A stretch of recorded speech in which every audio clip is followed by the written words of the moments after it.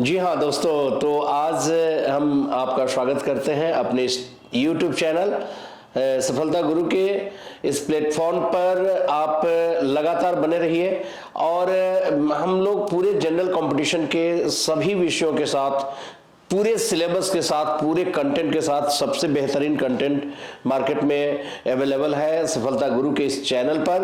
और पूरा सिस्टम आपके साथ में डेवलप करके दिया जाएगा, मल्टीपल चॉइस क्वेश्चन दिए जाएंगे और पूरी कंटेंट, जो बेहतरीन कंटेंट होगा वो आप तक पहुंचाया जाएगा। तो हमने पूरा packaging, complete packaging general competition के लिए किया है, चाहे वो एसएससी का हो, चाहे वो एनडीए का हो, चाहे वो सीएपीएफ का हो, सीडीएस का हो, सीजीएल या सीएचएसएल का हो, एमटीएस का हो, कंप्लीट पैकेज के साथ में हम लोग आपके साथ में खड़े हैं। तो चलो स्टार्ट करते हैं जीएस की इस पहली कड़ी में। हम स्वागत करते हुए आपको बायोलॉजी की तरफ लिए चलते हैं। मैं रवि भूषण आप सबका फिर से स्वागत करते हुए बायोलॉजी की पहली कड़ी फूड एंड न्यूट्रिशन पर बात करेंगे। तो बच्चों, फूड एंड न्यूट्रिशन यानी स्वास्थ्य और पोषण की बात आपको बताई जाएगी आज के इस सेशन में। फूड एंड न्यूट्रिशन में आज जैसा कि आप देख पा रहे हैं कि भोजन और पोषण पर हमने आपके लिए पीपीटी बनाया है। पहला सवाल मैं आपके सामने रखता हूं और इस तरीके से आपको बताना चाहूंगा कि कंपोनेंट्स ऑफ फूड यानी भोजन के घटक कौन से हैं। भोजन के घटक तीन होते हैं बेटा। एनर्जी प्रोवाइडिंग कंपोनेंट यानी जिससे हमारे शरीर को ऊर्जा प्राप्त होती है, जो इससे शरीर को बहुत सारी अमाउंट में ऊर्जा प्राप्त होती है, वो कौन से घटक हैं? वो घटक है कार्बोहाइड्रेट और वसा, है ना। एनर्जी सबसे ज्यादा, क्वेश्चन अगर पूछा जाए कि भाई कार्बोहाइड्रेट से ज्यादा एनर्जी मिलती है या वसा से अधिक ऊर्जा प्राप्त होती है, तो आपको याद रखना है इन दोनों में पर ग्राम वसा से अधिक ऊर्जा प्राप्त होती है। 1 gram of fat gives more energy, 1 gram of fat gives more energy. तो ये एनर्जी प्रोवाइडिंग सोर्स हो गया। दूसरा हो गया body building components. Body building components में प्रोटीन की बात करेंगे हम, है ना।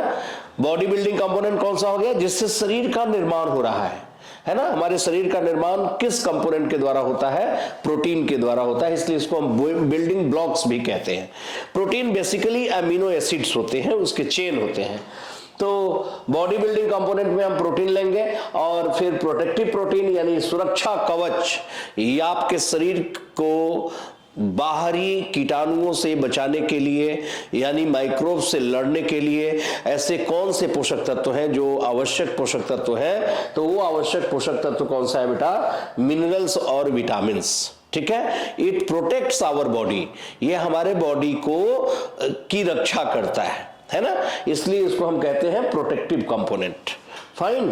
तो अब आइए दूसरे करी की तरफ चलते हैं और दूसरा करी आप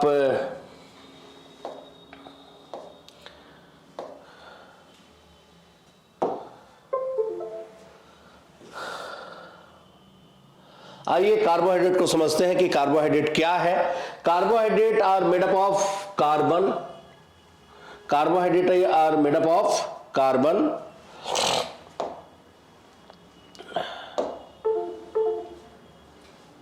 कार्बन, हाइड्रोजन और ऑक्सीजन। किस रेशियो में? 1:2:1, है ना।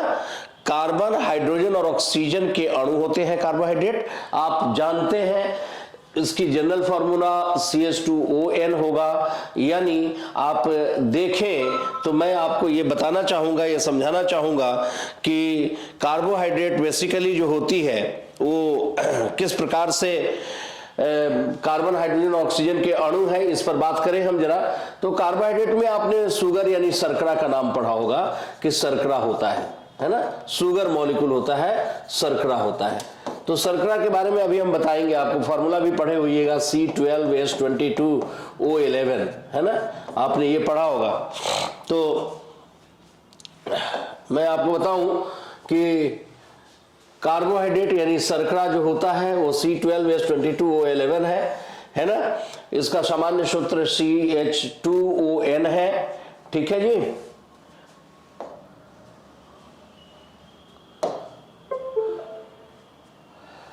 तो इस प्रकार से आपने इसको पढ़ा।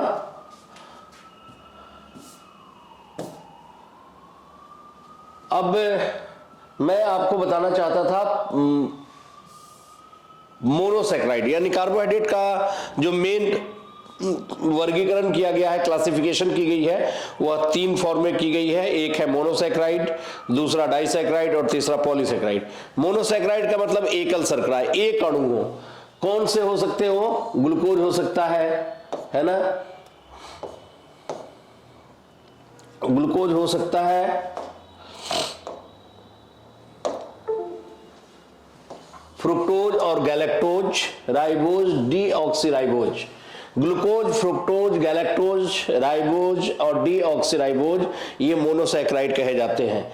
ग्लूकोज और फ्रुक्टोज के कॉम्बिनेशन से बेटा बनता है सुक्रोज के अणु। लैक्टोज होता है ग्लूकोज और गैलेक्टोज, यानी गैलेक्टोज मिल्क शुगर को कहते हैं, टेबल शुगर को आप फ्रुक्टोज के रूप में जानते हैं, यानी सुक्रोज को कहते हैं। माल्टोज यानी ग्लूकोज और 2 ग्लूकोज के अणु को माल्ट शुगर कहते हैं, माल्टोज है ये सभी मोनोसैकराइड है ना, ये सब मोनोसैकराइड है। Glucose, fructose, galactose, ribose, deoxyribose. पर ये तीनों के बारे में चूंकि ये टूटकर ग्लूकोज और फ्रुक्टोज बना है, ये टूटकर ग्लूकोज और गैलेक्टोज बना है, माल्टोज ग्लूकोज और ग्लूकोज के अणु बने हैं, इसका मतलब ये डाइसैकराइड कही जाएगी। क्या कही जाएगी? डाइसैकराइड कही जाएगी, द्विशर्करा कहा जाएगा। ठीक है, तो मोनोसैकराइड में मैंने कहा कि इसमें 3 से 7 कार्बन परमाणु होती है ना। Glucose, fructose, galactose, ribose, deoxyribose ये सब मोनोसैकराइड है, ये सब डाइसैकराइड है। तो आपने ये समझा कि मोनोसैकराइड क्या है और डाइसैकराइड क्या है। लेकिन इसके बाद की कड़ी को हम देखें और पॉलीसैकराइड की बात करते हैं। तो पॉलीसैकराइड में हम लोग बात करेंगे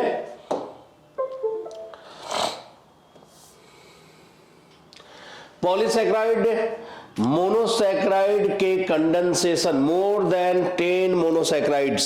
polysaccharide is more than 10 monosaccharides. कहने का मतलब मेरा ये है कि सेलुलोज पढ़ा होगा आपने, स्टार्च पढ़ा होगा आपने, काइटिन पढ़ी है, ये सारी उदाहरण है। ये सारे उदाहरण किसके हैं बेटा? ये उदाहरण है सेलुलोज, काइटिन और सेलुलोज, काइटिन, स्टार्च और ग्लाइकोजन, ये सभी उदाहरण है पॉलीसैकराइड के। ये सभी उदाहरण है पॉलीसैकराइड के। यानी आप सेलुलोज क्या होता है? जैसे छिलका होता है किसी भी अन्न का, जो टुकड़ा है उसमें जो छिलका होता है दैट इज सेलुलोज। स्टार्च की बात आप जानते हो, है ना। तो ये सब पॉलीसैकराइड के उदाहरण पूछे जा सकते हैं आपसे। ठीक है, आपके बॉडी में स्टोर्ड फूड के रूप में किसे जानते हैं आप? आपके बॉडी में जो स्टोर्ड फूड है बेटा वो स्टार्च है या ग्लाइकोजन है। वैसे प्लांट में बेसिकली स्टोर्ड फूड स्टार्च होता है, हमारे बॉडी में ग्लाइकोजन होता है, यानी ग्लूकोज स्टोर कर जाती है। इसको मैं दूसरे तरीके से आपको बताना चाहता हूं और इसको समझिएगा जरा, जब मैं क्लियर करूंगा आपको इस पीपीटी के माध्यम से। आपको मैंने समझाया इसको, पर इस पीपीटी को हटाकर मैं आपसे बात करना चाहता हूं। आइए हम पीपीटी को हटाते हैं और होम पेज पर चलते हैं और आपसे बात करते हैं। जैसा कि आपने पढ़ा कार्बोहाइड्रेट, कार्बोहाइड्रेट को मैंने 2 भागों में बांटा है। एक को मोनोसैकराइड कहा और दूसरे को क्या कहा बेटा? पॉलीसैकराइड कहा। लेकिन बीच में एक और चीज मैंने बताया आपको, दैट इज डाइसैकराइड। क्या नाम लिया हमने? डाइसैकराइड नाम लिया। ओके, तो मोनोसैकराइड में उदाहरण मैंने लिया था ग्लूकोज का, ठीक है, ग्लूकोज शुगर। दूसरा है फ्रुक्टोज शुगर, है ना। तीसरा हो गया ग्लूकोज फ्रुक्टोज के बाद में गैलेक्टोज हो गया शुगर। पर आप देखेंगे यहां पर डाइसैकराइड में क्या क्या हो सकता है? सुक्रोज के अणु हो सकते हैं, सुक्रोज मॉलिक्यूल, जो कि आपने कॉमन शुगर कहा, सामान्य शर्करा कहा, आप इसी का फॉर्मूला आप याद रखिएगा, C12H22O11 सुक्रोज है ये, ठीक है। और ग्लूकोज का भी फॉर्मूला याद रखिएगा, पेपर में आता रहता है, C6H12O6, ठीक है। सुक्रोज के अणु है ये, है ना। यहां पॉलीसैकेराइड में मैंने कुछ नाम दिया, स्टार्च है, सेलुलोज है। तो ये किस तरीके से हमने डिस्कस किया कि कार्बोहाइड्रेट अगर पेपर में पूछा जाए कि निम्नलिखित में से कौन सा मोनोसैकेराइड है, निम्नलिखित में से कौन सा डाइसैकेराइड है, तो आपको याद रखना है ग्लूकोज, फ्रुक्टोज और गैलेक्टोज मोनोसैकेराइड हो गया, डाइसैकेराइड में सुक्रोज हो गया, है ना। आप माल्टोज ले सकते हो, है ना, माल्टोज शुगर है, डाइसैकेराइड, और पॉलीसैकेराइड में स्टार्च और सेलुलोज है, ठीक है। अब बात आती है कि इसके सोर्स क्या है, यानी कार्बोहाइड्रेट आपको मिलता कहां से है। तो कहां से मिलता है भाई, आप इसके लिए डिस्कस करिए सोर्स ऑफ कार्बोहाइड्रेट। सोर्सेस मैंने डायग्राम के माध्यम से आपको वैसे बताया था। सोर्सेस में आता है बेटा आपका जितना भी अनाज खाते हैं हम लोग, सीरियल्स, जैसे व्हीट है, बाजरा है, राइस है ना, तो ये सब, बार्ली है, मेज है, मक्का, तो ये जितने भी चीजें हैं ये सब सोर्स है। अनाज मुख्य रूप से सोर्स में ये मानी जाएगी, ठीक है जी। तो सोर्सेस में अगर पेपर में क्वेश्चन पूछा जाए तो मुख्य रूप से अनाज होती है, पर वेजिटेबल्स में भी आप ले सकते हैं, और वेजिटेबल्स में खासकर पोटैटो हो गया जिसमें भरपूर मात्रा में स्टार्च होती है, और आप स्वीट पोटैटो ले सकते हैं, है ना, स्वीट पोटैटो ले सकते हैं।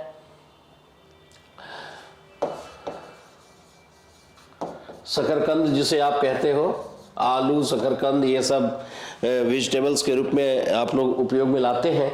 रही बात फ्रूट्स की, तो बहुत सारे फ्रूट्स ऐसे हैं जिसमें फ्रुक्टोज शुगर यानी फलों में भी पाई जाती है ना। फलों में कौन से फलों में पाई जाती है, तो आप, मैं तो कहता हूं कि हर प्रकार की फल जो मीठी होती हैं उन सभी फलों में फ्रुक्टोज शुगर पाई जाती है बेटा। तो शुगर मुख्य रूप से अगर हम चर्चा करें किस किस में पाई जाती है, कार्बोहाइड्रेट कहाँ कहाँ पाया जाता है, तो आपको पता लगता है कि अनाज में है, सब्जियों में है, फलों में है ना। अब बात आती है कि आखिर बॉडी को एनर्जी इंस्टेंट यानी इमीडिएट, व्हेनेवर बॉडी रिक्वायर्ड, जब भी शरीर को आवश्यकता होती है तो किस रूप में प्राप्त होती है।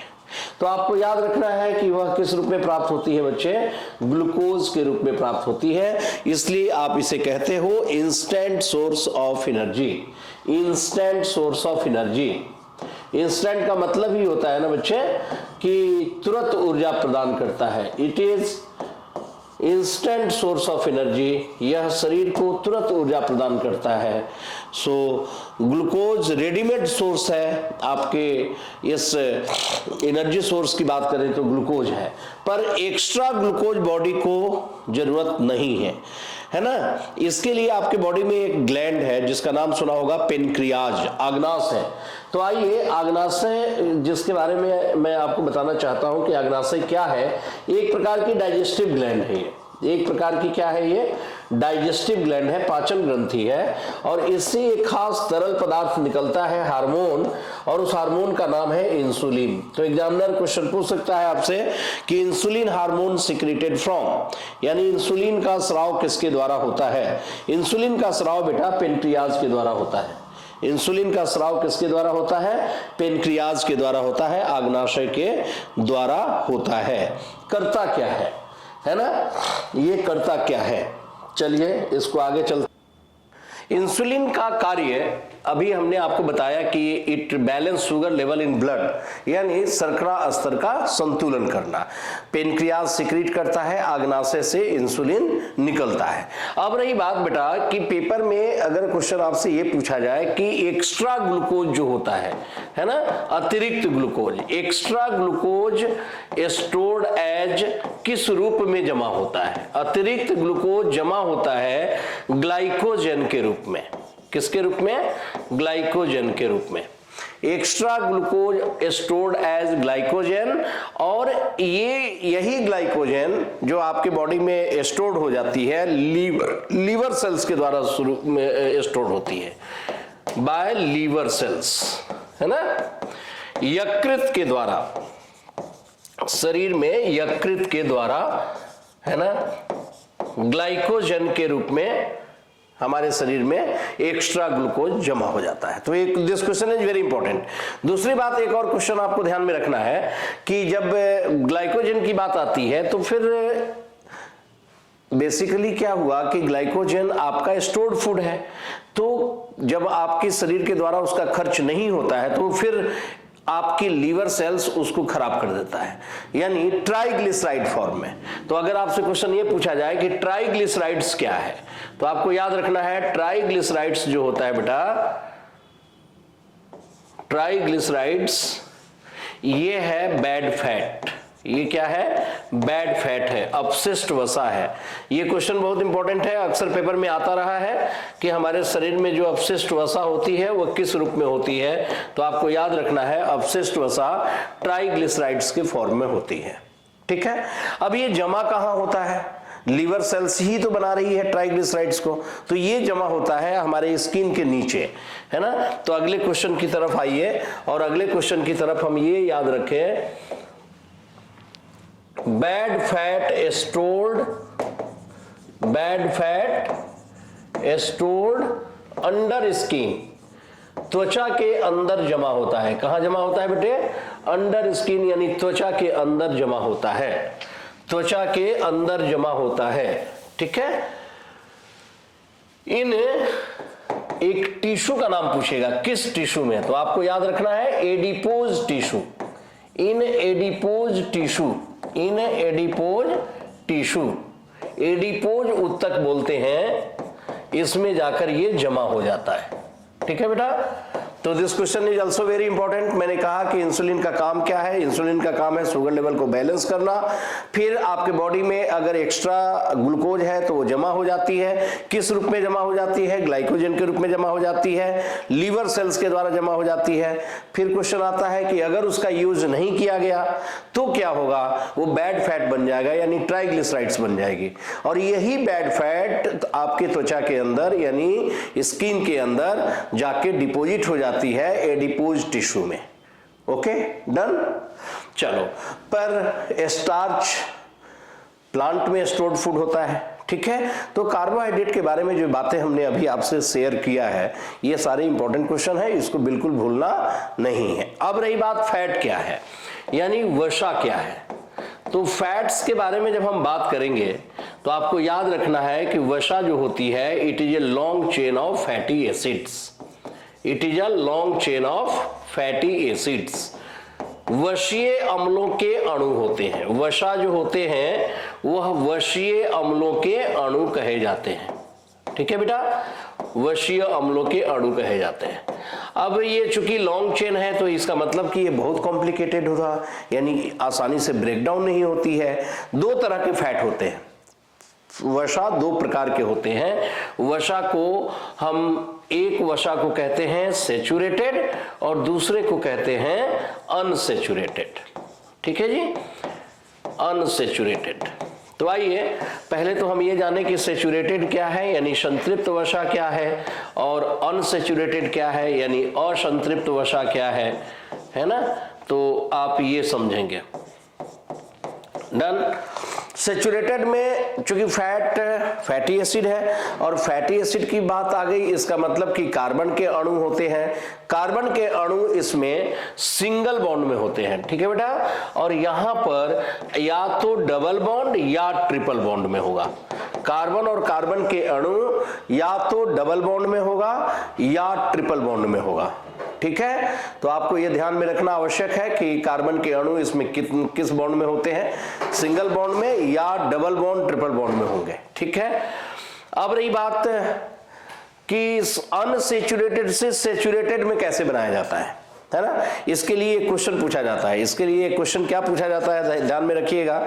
इसके लिए क्वेश्चन ये पूछा जाता है कि कौन सी प्रक्रिया है वो, उस प्रक्रिया को कहते क्या है, उस प्रक्रिया को कहते हैं हाइड्रोजिनेशन। क्या कहते हैं हम? हाइड्रोजिनेशन कहते हैं, यानी unsaturated to saturated, conversion of unsaturated to saturated, उस प्रक्रिया को हम कहते हैं बेटा हाइड्रोजिनेशन। हाइड्रोजिनेशन, इस प्रक्रिया को हम कहते हैं हाइड्रोजनीकरण।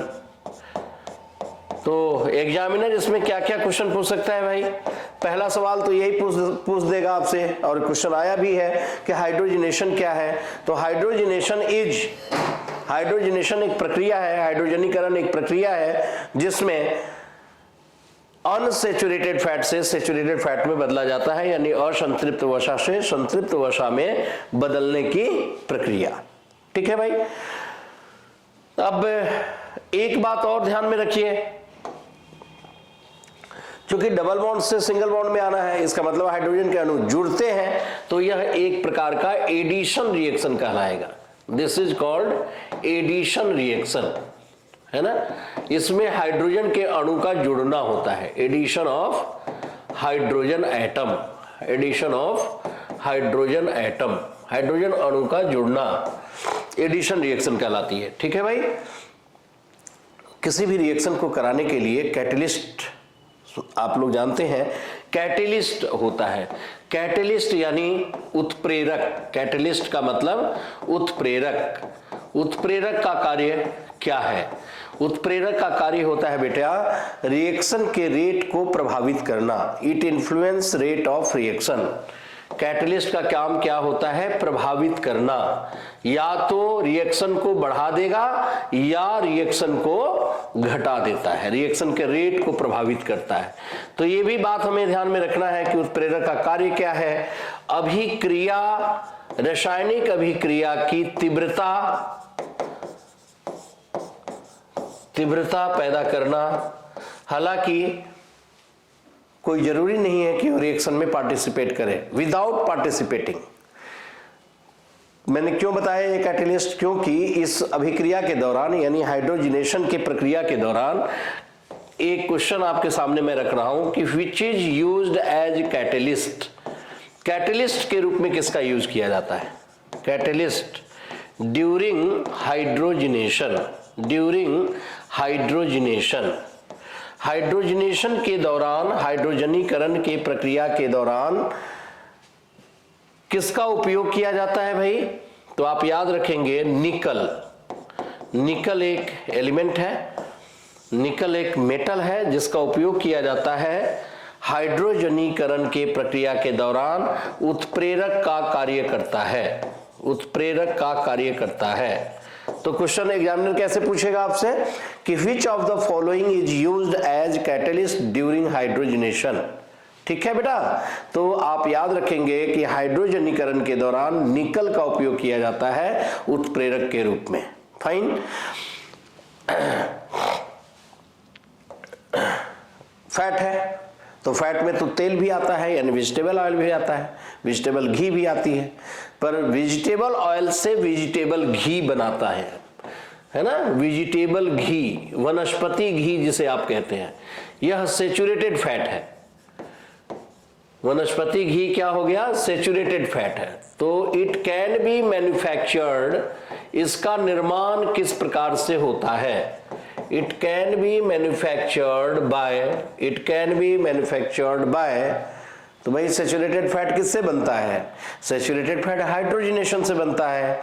तो इस प्रक्रिया का नाम लिख देंगे हम, यानी हाइड्रोजनेशन ऑफ ऑयल, तेलों के हाइड्रोजनीकरण के द्वारा, तेलों के हाइड्रोजनीकरण के द्वारा वनस्पति घी का निर्माण होता है। ठीक है भाई।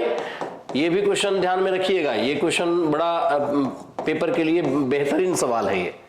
ओके, ये ऑप्शन में अगर रहता है तो आपका आंसर यही होगा। डन।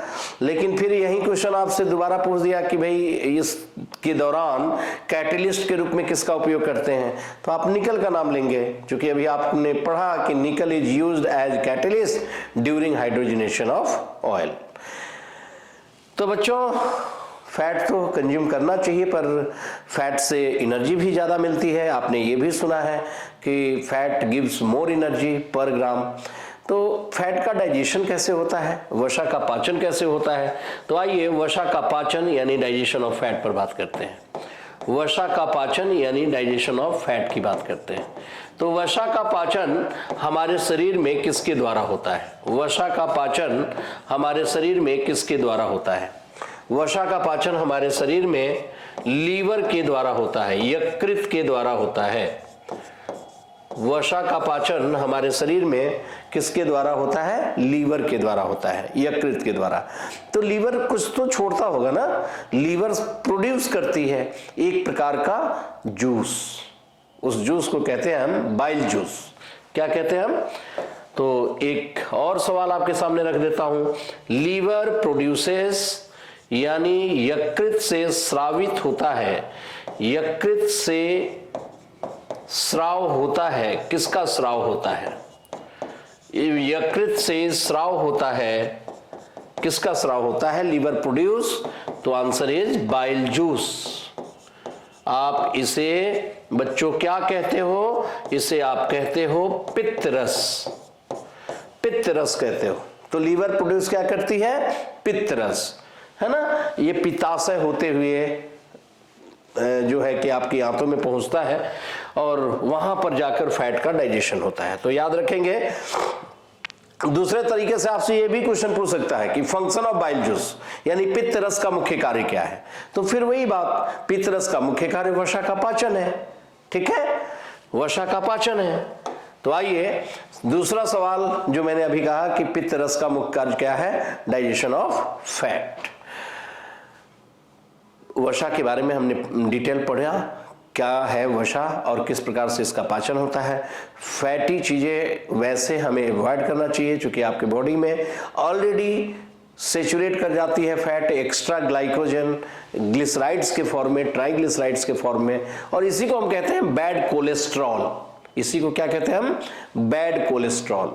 ठीक है, ट्राइग्लिसराइड इज बैड फैट यानी बैड कोलेस्ट्रॉल।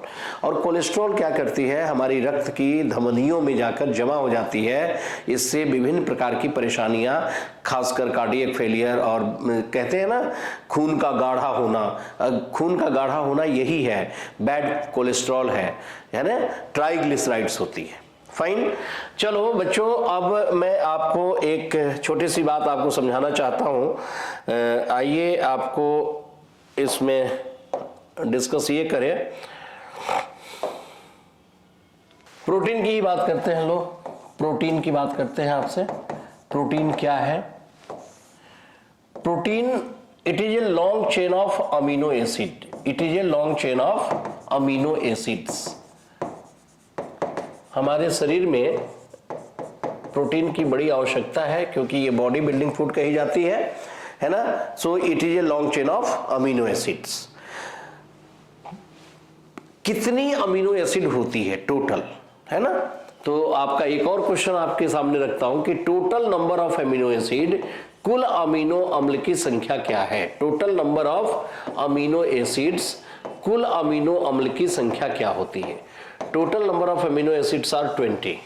कुल अमीनो अम्ल की संख्या कितनी होती है? 20 होती है। ठीक है बेटा। और इसमें कुछ जरूरी अमीनो अम्ल है, एसेंशियल अमीनो एसिड्स हैं। तो एसेंशियल अमीनो एसिड्स की बात कर लें। एग्जामिनर कई बार ये भी क्वेश्चन पूछता है आवश्यक अमीनो अम्ल की संख्या कितनी होती है? एसेंशियल अमीनो एसिड्स आर 9 और नॉन एसेंशियल इज जो अनावश्यक है, जो आपके बॉडी को आवश्यकता नहीं होती है, ऐसे जो अमीनो एसिड्स हैं उसकी संख्या कितनी होती है बेटा? 11 होती है। फाइन।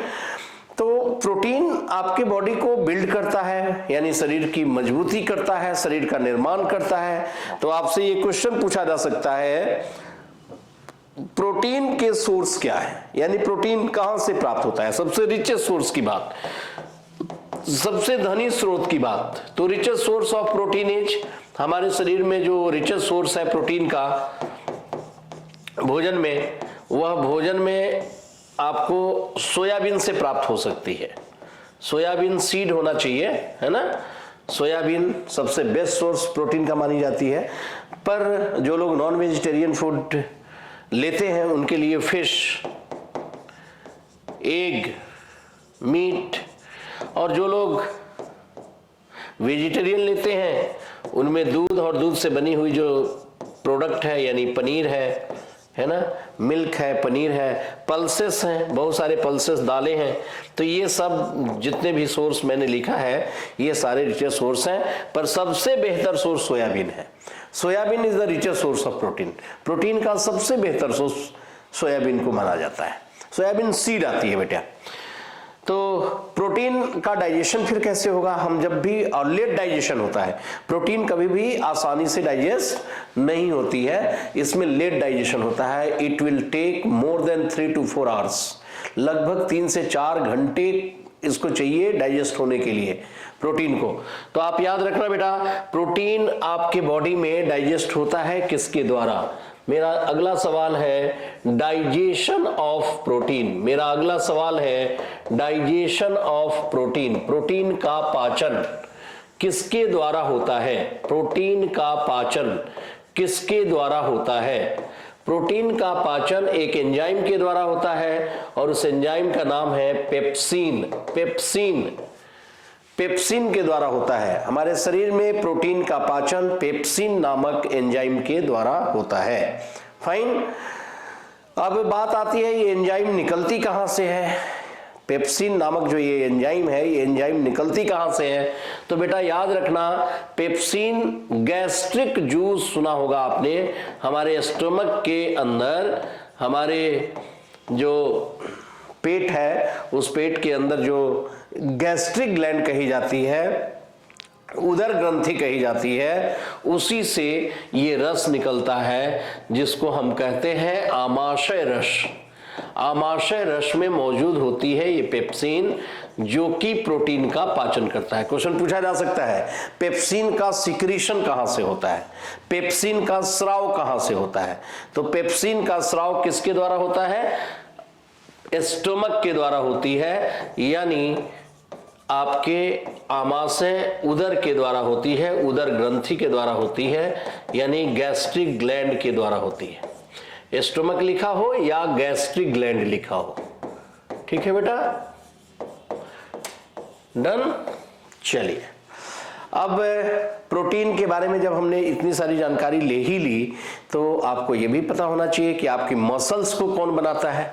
शरीर की जो मांसपेशियां हैं, मांसपेशियों का निर्माण किसके द्वारा होता है? हमारे शरीर में मांसपेशियों का जो निर्माण होता है वह, उस प्रोटीन को हम कहेंगे संरचनात्मक प्रोटीन, स्ट्रक्चरल प्रोटीन।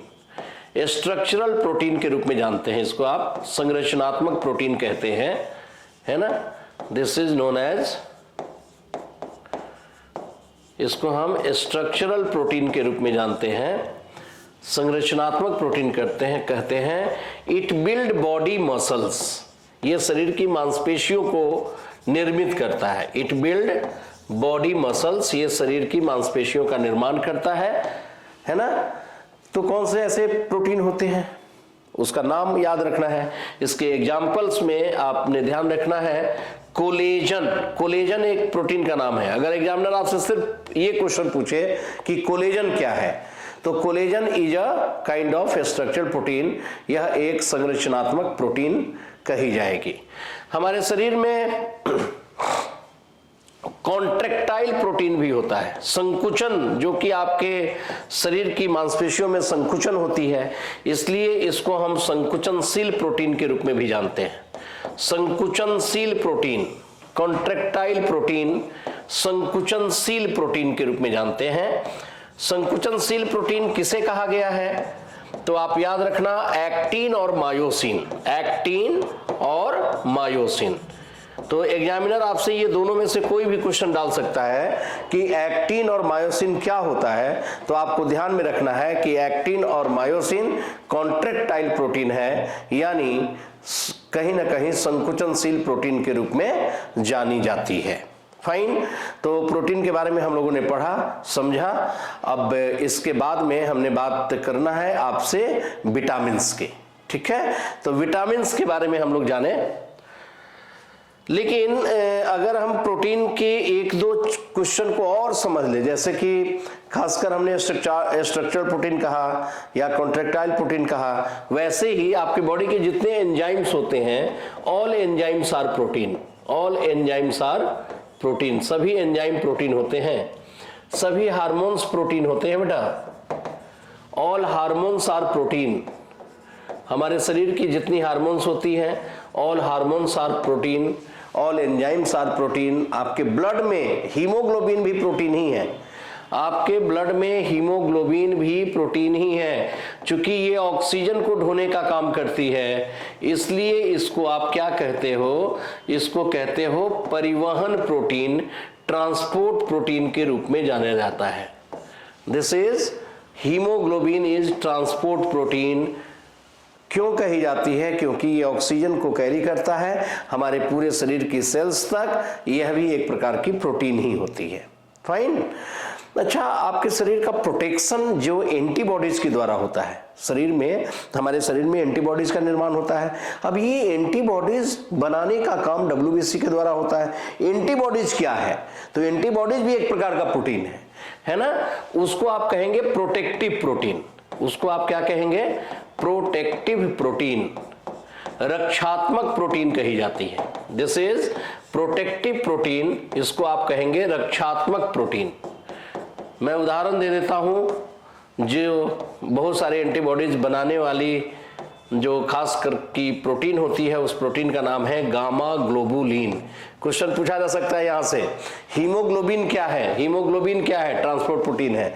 हमारे शरीर में एंजाइम्स क्या है? प्रोटीन्स होती है। हमारे शरीर में हार्मोन्स क्या है? प्रोटीन्स होती है।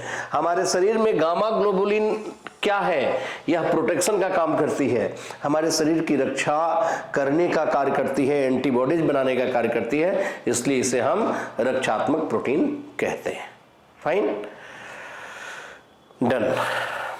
तो इसको आगे हम विटामिन के रूप में करेंगे। अगला जो टॉपिक होगा वो टॉपिक क्या होगा? विटामिन होगा। तो आइए शुरू करते हैं विटामिन। और विटामिन के बारे में सबसे पहले तो किसने बताया ये जाने हम। उस व्यक्ति का नाम याद रखेंगे, C Funk. The term vitamin was given by, ये टर्म किसने दिया था?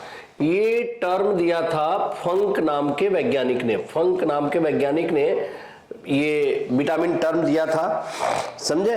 और लूनिन ने इसकी खोज की थी। अगर क्वेश्चन पूछा जाए विटामिन की खोज किसने की, है ना, discovery of vitamin, discovery of vitamin, vitamin की खोज किसने की? तो उस व्यक्ति का नाम होगा लूनिन। लूनिन नाम के वैज्ञानिक ने इसकी खोज की थी और नामकरण जो किया था वो फंक ने किया था। विटामिन टर्म जो दिया था वो फंक ने दिया था।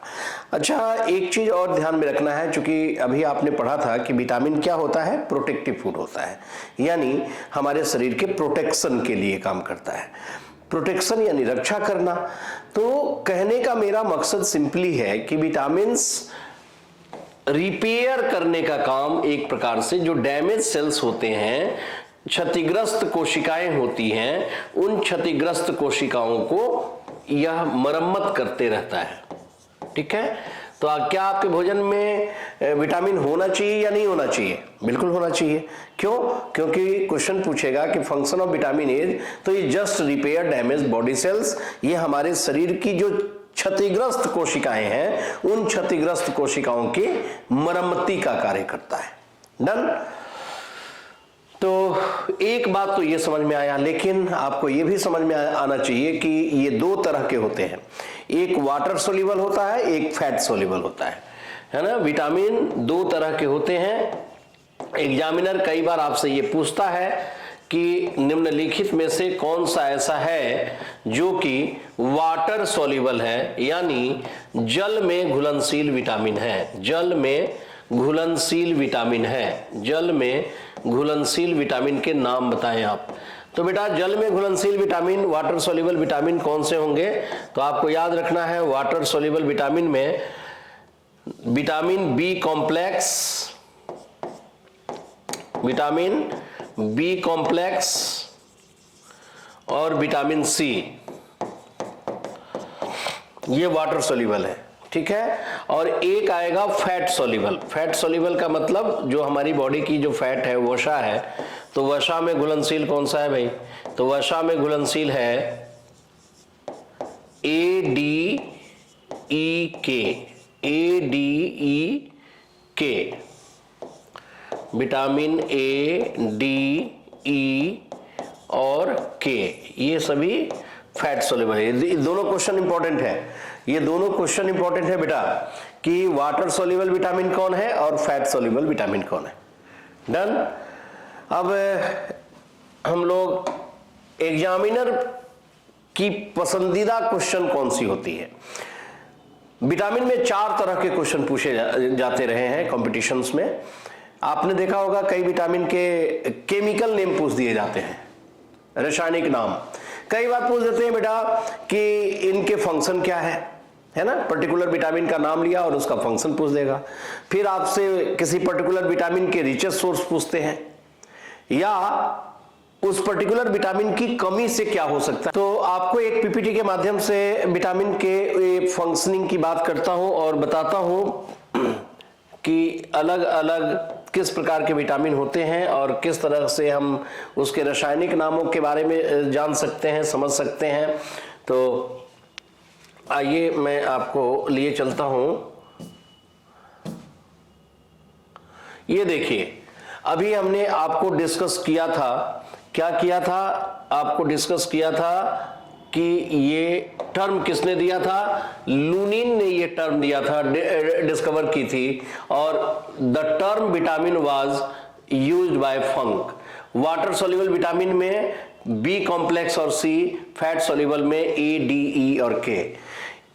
तो अगला हम लोग डिस्कस करेंगे,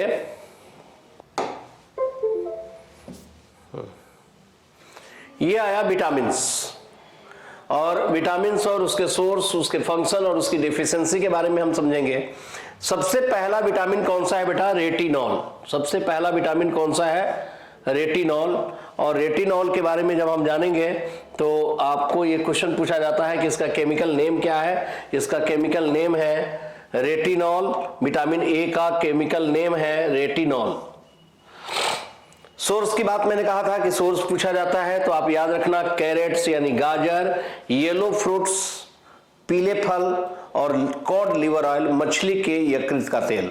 question is very important. The richest source of vitamin A, richest source of vitamin A is cod liver oil, मछली के यकृत का तेल, अथवा गाजर हो या येलो फ्रूट्स हो। रेटिनॉल इसका रासायनिक नाम हो गया। इसके फंक्शन की बात करें, ये क्या करता है? It promotes growth, resist infection of skin and retinal cells of eye. Retinal cells of eye यानी आंख की रेटिना कोशिकाओं के संक्रमण का प्रतिरोध करता है, हमारी आंखों की देखभाल करता है। विटामिन ए का मुख्य कार्य हमारी आंखों की देखभाल करना है। ठीक है बेटा। फिर मैंने कहा था कि भाई सोर्स के अलावे, फंक्शन के अलावे डेफिशिएंसी भी पूछता है, यानी विटामिन ए की कमी से क्या होगा। तो विटामिन ए की कमी से क्या होगा बेटा? नाइट ब्लाइंडनेस होगी, यानी मंद प्रकाश में खराब दृष्टि। कई बार लोग कहते हैं ना रात के अंधेरे में दिखाई नहीं देता है, डिम लाइट में। दिन में भी ऐसा हो सकता है कि डिम लाइट हो, मंद प्रकाश हो, तो मंद प्रकाश में ठीक से दिखाई नहीं देना क्या कहलाता है? नाइट ब्लाइंडनेस कहलाती है। और दूसरा एक और बीमारी याद रखेंगे, जीरोफ्थैल्मिया। जीरोफ्थैल्मिया क्या होता है बेटा? कॉर्निया का सुनापन, जो हमारी आंखों की जो बाहरी आउटरमोस्ट पार्ट होती है वह सुना हो जाता है, सुनापन होना, उसी को हम जीरोफ्थैल्मिया कहते हैं। पेपर में कई बार ये क्वेश्चन पूछा जाता रहा है कि नाइट ब्लाइंडनेस जो है, यानी रतौंधी और जीरोफ्थैल्मिया क्या एक ही चीज है? नहीं, दोनों एक जैसी चीज नहीं है। तो ये दोनों बीमारियां हो सकती हैं। दूसरी बात, विटामिन डी के बारे में हम आपको बता दें कि विटामिन डी का रासायनिक नाम क्या है? इसका रासायनिक नाम है कैल्सीफेरॉल। इसका रासायनिक नाम है कैल्सीफेरॉल।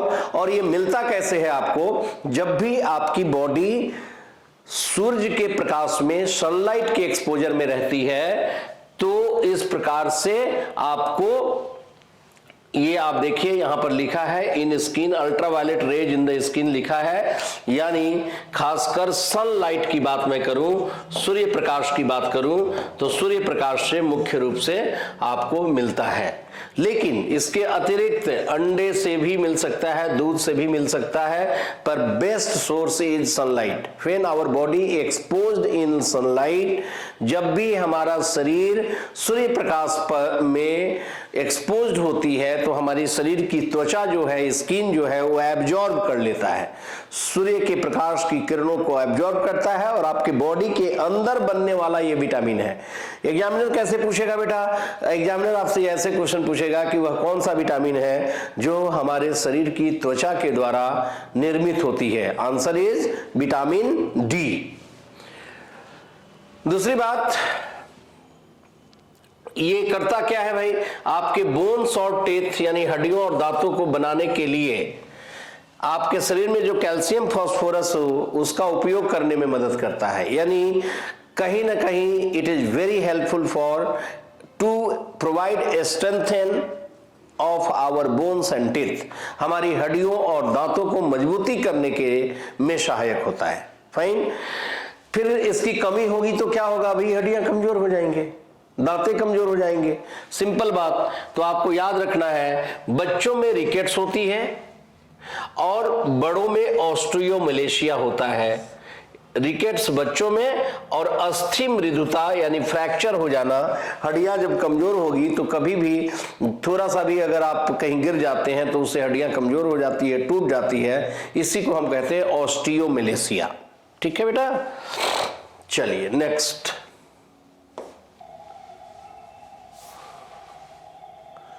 आइए विटामिन ई और विटामिन के की बात करते हैं। टोकोफेरॉल।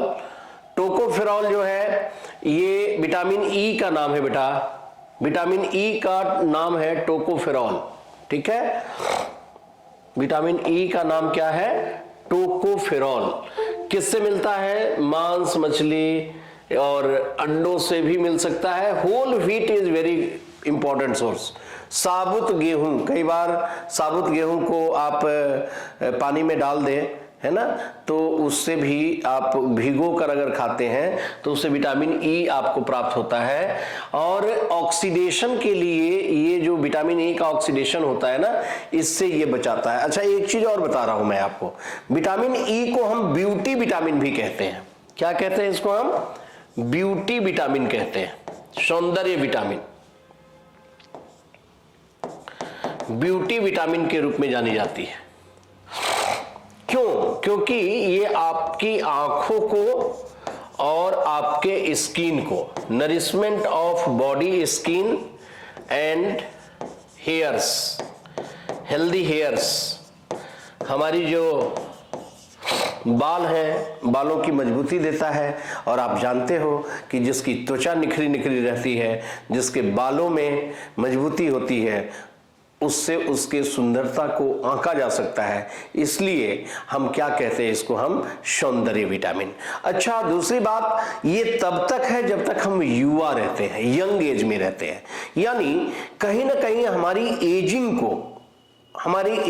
को एंटी एजिंग जिसको कहते हैं, हमारी एजिंग को बढ़ने नहीं देता है। अधिक उम्र में भी, आपकी उम्र अगर बढ़ती भी जा रही है तो अधिक उम्र में भी यौवनता को बनाए रखने में मदद करता है ना, यानी जल्दी बूढ़ा नहीं होने देता। तो आप जानते हो बुढ़ापे का मतलब सेक्सुअल पावर से होता है, यानी रिप्रोडक्टिव पावर से होता है। यानी दूसरे शब्दों में ये कहूं कि हमारे शरीर की जनन शक्ति को, यौवन क्षमता को बढ़ाने में मदद करता है, रिप्रोडक्टिव पावर को इनहांस करता है। फाइन। अच्छा, एक चीज, अगर विटामिन ई की कमी होने लग जाए तो इसका मतलब प्रश्न आ जाएगा यौवनता पर। और यौवनता पर जब प्रश्न आ जाएगा, इसका मतलब क्या है कि उसकी कमी होगी किसी महिला को, तो उसके एग फॉर्मेशन जो होती है, वह एग की फर्टिलिटी ठीक से नहीं होगी और वह मां नहीं बन सकती। इसलिए स्टेरिलिटी का प्रभाव हो सकता है, बांझपन का शिकार हो सकती है वो महिला। ठीक है, तो विटामिन ई की कमी से बांझपन हो सकता है, पहली बात। दूसरी बात, अगर मैं पुरुषों में बात करूं तो उनके शरीर में जो स्पर्म सेल है, वीर्य, जो शुक्राणु होते हैं, उस शुक्राणु की गति कमजोर हो जाती है और वैसे कंडीशन में वैसे पुरुष को हम इम्पोटेंसी का शिकार कर सकते हैं, यानी नपुंसकता का शिकार कर सकते हैं। तो विटामिन ए की कमी से महिलाओं में बांझपन और पुरुषों में नपुंसकता का शिकार हो सकता है। फिर बेटा आता है विटामिन के। विटामिन के क्या है? फाइलोक्विनोन, इसका chemical name. Leafy green vegetables, जो हरी पत्तेदार सब्जियां हैं, है ना, और साथ साथ जैसे हरी पत्तेदार सब्जियां में कैबेज भी आएगा और स्पिनच भी आएगा, पत्ता गोभी, पालक, है ना। ध्यान रखना, ये एग्जैक्टली हमारी आंतों में सिंथेसाइज होता है। विटामिन के जो है आपके बॉडी में निर्मित होती है, डी भी निर्मित होती है और के भी निर्मित होती है, पर डी होती है स्किन, त्वचा में, और के होती है आंतों में, इंटेस्टाइन में। ये क्वेश्चन पूछा जाता है, आंतों में संश्लेषण होता है इसका, सिंथेसाइज इन इंटेस्टाइन, ठीक है। और अगर इसकी कमी हो जाएगी विटामिन के की, तो जो ब्लड की क्लॉटिंग होती है ना, खून बहने लगता है तो खून जल्दी से थक्का नहीं बनता। विटामिन के की कमी से रक्त का थक्का निर्माण ठीक से नहीं होता है, needed normal clotting of blood, और इसी बीमारी को हम हिमोरेज कहेंगे, डिले क्लॉटिंग कहेंगे। रक्तस्राव देरी से होना विटामिन के की कमी के कारण होता है, ठीक है बेटा। तो हम लोगों ने इस तरह से पढ़ा कि कौन कौन से विटामिन्स, और जैसे विटामिन ए की बात करी हमने, विटामिन सी की बात करी, विटामिन डी, ई और के की बात करी, सी की बात अभी नहीं करी है। तो आइए नेक्स्ट क्वेश्चन की तरफ लिए चलते हैं आपको। नेक्स्ट,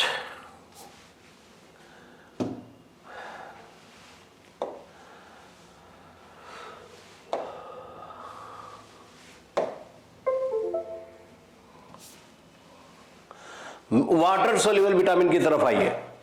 तो वाटर सोल्यूबल विटामिन में तो बी कॉम्प्लेक्स और सी बोला था। बी कॉम्प्लेक्स में भी बहुत सारे विटामिन होते हैं, जैसे कि विटामिन बी1 को क्या नाम देते हैं हम? थायमीन नाम देते हैं। क्या नाम देते हैं? थायमीन। ये इसका जो मेन सोर्स है वो होल ग्रेन्स है ना, होल ग्रेन्स यानी साबुत गेहूं, अनाज, कुछ भी है। और जो लोग मांसाहारी हैं तो कलेजी यानी जिगर खाते हैं, लीवर खाते हैं, है ना। और इसकी कमी से बेरी होता है, याद रखेंगे, इसकी कमी से क्या होती है? बेरी नाम सुना होगा, विटामिन बी1 की कमी से होता है। बी2 को राइबोफ्लेविन कहते हैं बेटा। अंडे में, लीवर, मिल्क और ईस्ट में पाई जाती है, खमीर में पाई जाती है। इरिटेशन आंखों में और स्किन में होती है, आंखों और त्वचा में जलन होने लगती है इसमें, है ना। B4 या B3 एक ही चीज है, नियासिन कहते हैं इसको हम, जो लीन मीट कहते हैं हम, दुबला मांस। इसका मतलब क्या हुआ कि जो आप पोल्ट्री बर्ड्स देखते होंगे तो एक छोटा बर्ड है जो आधा पौना केजी 1 केजी के आसपास होगा, और एक जो 2-3 केजी का है। तो जो लीन मीट है वो छोटे जो पक्षी हैं उनके जो मांसपेशियां हैं उनको लीन मीट कहेंगे। तो लीन मीट चाहिए, ये लीवर, मिल्क और एग में मिलता है। इसकी कमी से पेलाग्रा नाम की डिजीज होती है। विटामिन B4 की कमी से कौन सी डिजीज होती है? पेलाग्रा होती है। B5 को पेंटाथेनिक एसिड कहते हैं। पेंटाथेनिक एसिड कई फूड आइटम में होता है, और इसकी कमी अगर होगी तो फटीगनेस आ जाएगी और इंसान फटीग हो जाएगा, यानी थका सा महसूस करेगा, ठीक है, थकावट आती है। B6 पायरोडॉक्सिन कहते हैं। मांस, मछली, अंडे जरूर खाते रहिए, क्योंकि आप सुने होंगे कि रोज खाओ अंडे, संडे हो या मंडे, है ना। क्योंकि अंडा में क्या होता है, कंप्लीट फूड है, उसमें बहुत सारे विटामिन और मिनरल्स होते हैं। पायरोडॉक्सिन है। स्किन प्रॉब्लम और नर्व डिसऑर्डर हो सकता है इसमें, त्वचा की कमी और नसों की समस्याएं आ सकती है। फॉलिक एसिड के बारे में जान लें, लीवर, लीफी वेजिटेबल्स में पाई जाती है।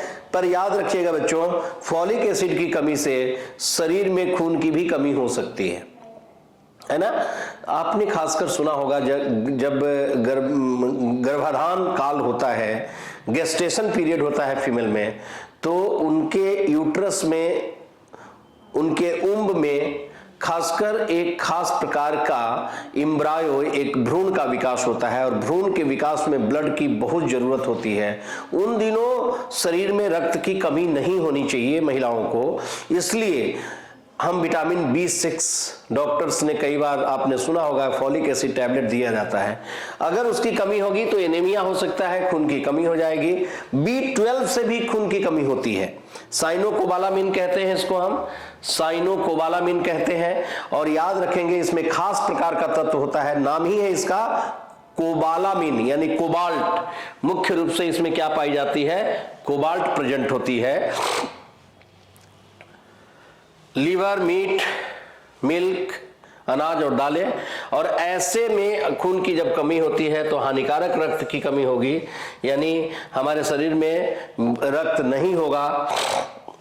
एस्कॉर्बिक एसिड विटामिन सी को कहते हैं बेटा, याद रखना। खट्टे फल जितने भी होते हैं, सिट्रस फ्रूट्स, सभी सिट्रस फ्रूट्स में पाए जाते हैं। लेमन है, ऑरेंज है, ग्रेप फ्रूट्स है, टोमेटो है ना, जर्मिनेटिंग सीड्स है, अंकुरित बीज है, इन सब चीजों में विटामिन सी पाई जाती है। और विटामिन सी की कमी से क्या होती है, स्कर्वी नामक रोग होता है। तो इस प्रकार से आपने सभी प्रकार के विटामिन, उनके रिचेस सोर्स, उनके फंक्शंस और उनकी कमी से क्या हो सकता है, इस पर प्रकाश डाला। और यह बहुत ही इंपॉर्टेंट सेक्शन है विटामिन का। अब बेटा मैं आपको लिए चलूंगा मिनरल्स पर, मैं आपको लिए चलता हूं मिनरल्स पर। सम एसेंशियल मिनरल्स, यानी हमारे शरीर में जिस तरह से आपने कार्बोहाइड्रेट, फैट, प्रोटीन, विटामिन पढ़ा, वैसे ही हमारे शरीर में विभिन्न प्रकार के खनिज लवण की आवश्यकता होती है ना। कौन से वो खनिज लवण है, दो पार्ट में इसको बांट लेंगे हम, माइक्रो और मैक्रो। माइक्रो का मतलब जो सूक्ष्म है, जो हमारे शरीर को कम अमाउंट में चाहिए, लिटिल लेस अमाउंट में चाहिए, और एक ऐसा जो कि बृहद पोषक तत्व कही जाएगी, यानी which is required by our body in large amount. तो बेटा दो चीज ऐसे हैं जिसको हम मैक्रो न्यूट्रिएंट के रूप में जान सकते हैं, उसको हम मैक्रो न्यूट्रिएंट के रूप में जान सकते हैं।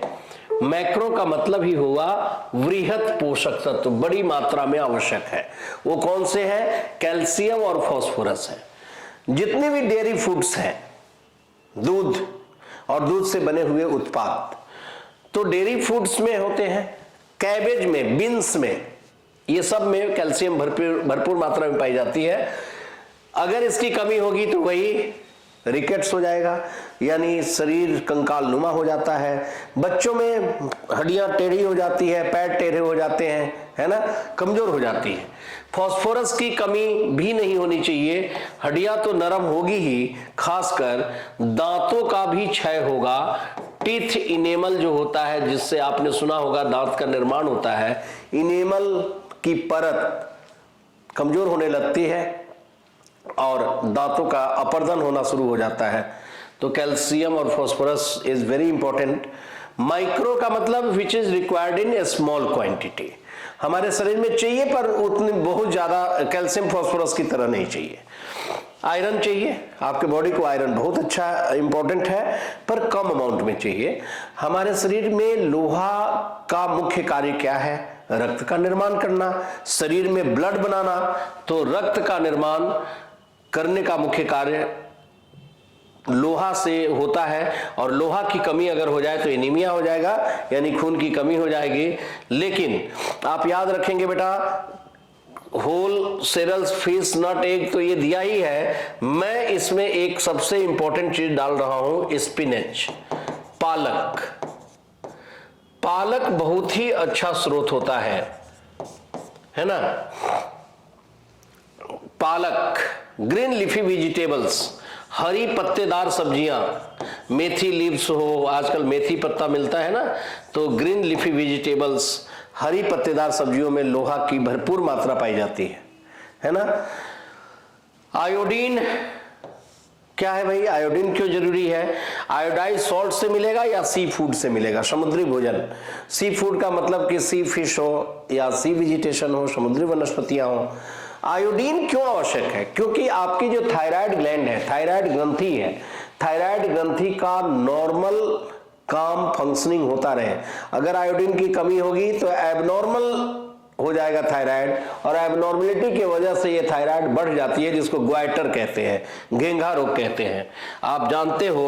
और बच्चे में क्रेटिनिज्म आ जाता है, यानी बौद्धिक क्षमता कमजोर होने लगती है, बच्चों की बौद्धिक क्षमता कमजोर होने लगती है। तो इस प्रकार से हम लोगों ने इस मिनरल्स के बारे में पढ़ा, जो कि आपके लिए आवश्यक था। ये जो इंपॉर्टेंट क्वेश्चन है ये आपने ध्यान में रखा, और इस सेशन को हम यहीं पर समाप्त करते हैं। यानी हमने पूरे पोषक तत्व के बारे में पढ़ा, कार्बोहाइड्रेट, वसा, प्रोटीन, विटामिन और मिनरल्स। ये कंप्लीट टॉपिक जो आपके पेपर पॉइंट ऑफ व्यू से इंपॉर्टेंट था, हर एक प्रतियोगी परीक्षाओं में पूछे जाते हैं। इसी प्रकार से हमारे साथ सदैव बने रहिएगा सफलता गुरु के इस प्लेटफॉर्म पर, जहां पर बहुत बेहतरीन तरीके से आपके लिए क्वालिटी कंटेंट तैयार किए गए हैं सभी प्रतियोगी परीक्षाओं के लिए।